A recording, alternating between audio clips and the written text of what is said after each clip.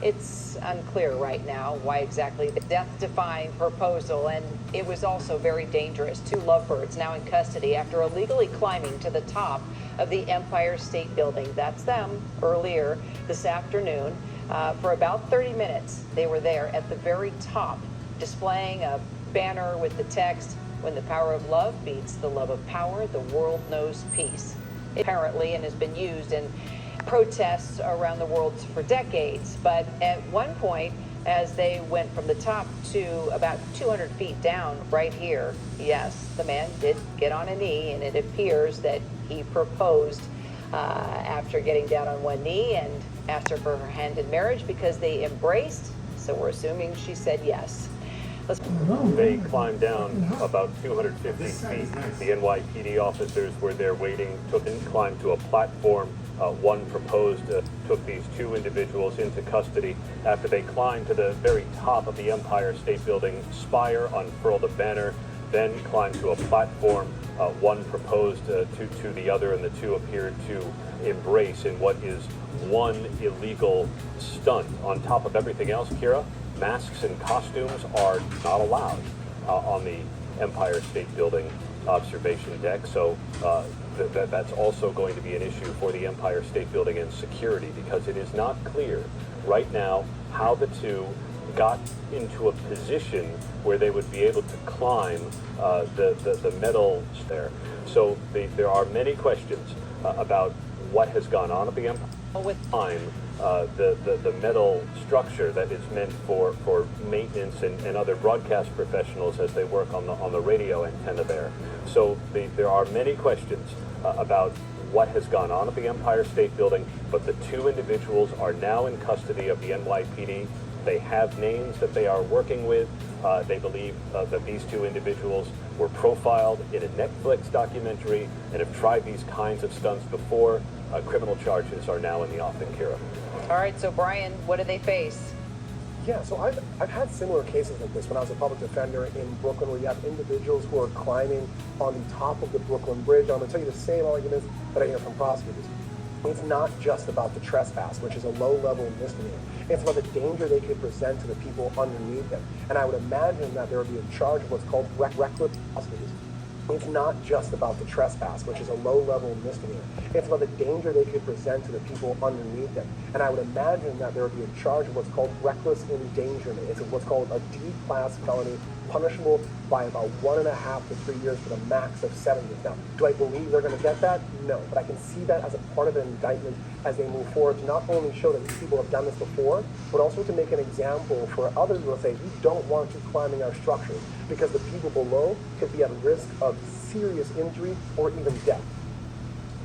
So, Brad, what if, okay, if all this is true, that these two people have been featured in other Netflix programming and they've done stunts like this before, and clearly had a still dangerous, featured in other Netflix programming and they've done stunts like this before, and clearly had a plan here and were somewhat professional at climbing and knowing how to do what they were doing. It's still dangerous, and nobody should ever do this. So when you're in law enforcement and this is happening in your city, how do you begin the process of trying, to talk folks down? Does it start verbally via helicopter, and then, slowly other climbers start to work their way up? Also, too, how do you assess? Is this a protest? Is this something more than just a protest? Are these people, thinking about doing something more dangerous? They weren't even cabled up. They weren't even cabled up. So, first of all, you do have to figure out if you're putting officers or agents in harm's way to even approach them. It's one thing from a helicopter, obviously, but to physically go up to where they are. You obviously need somebody that has the capability or the ability to do that. And that's why communication, Kara, is so important, to get at least some way to talk to them, which may take a while, based on where they were. It isn't like you could, in a residence where we use throw phones or tell people to get on cell phones. That's not probably realistic initially, but you want to do everything you can. So this doesn't escalate into something else. But to your point, had they gone up there to do something harmful, that's something you have to think about. And the other is going to be obviously in an interview or interrogation of them, of how they figured out how to do this. That really becomes extremely important in this scenario, because obviously there's some lapse because they were able to do it. I'm going to guess they've been there a number of times. So it'll be interesting to see when the building goes back and look at surveillance video, have they been there before? To figure out the security, to figure out based on, I'm going to assume what they know about climbing. Here's an opening, we can go up this way. I'm here, but it's climbing. Here's an opening, we can go up this way. So forth and so on, to figure out how they were going to do it. In other words, a lot of pre-planning, I think, went on here. But so the question is going to be how quickly can the building itself make sure this doesn't happen again, which may not just be an easy 1-2 fix. It may take some planning. And as Aaron pointed out, it's still not been confirmed, but the NYPD is looking into possibly these two being, professional stunt pullers, that they've scaled skyscrapers and cranes around the world before, even starred in a Netflix documentary, and have performed a number of high-profile urban climbing stunts in the past. We haven't confirmed it, but this is what's being discussed. Home is that it's dangerous and it's illegal, and it does bring up a lot of questions. But this is what's being discussed, according to our sources at the NYPD. But Perry, at the end of the day, and we want to keep hammering this home, is that it's dangerous and it's illegal, and it does bring up a lot of questions about security as we are approaching 4th of July, and every law enforcement officer is strapped right now worrying about security in the city.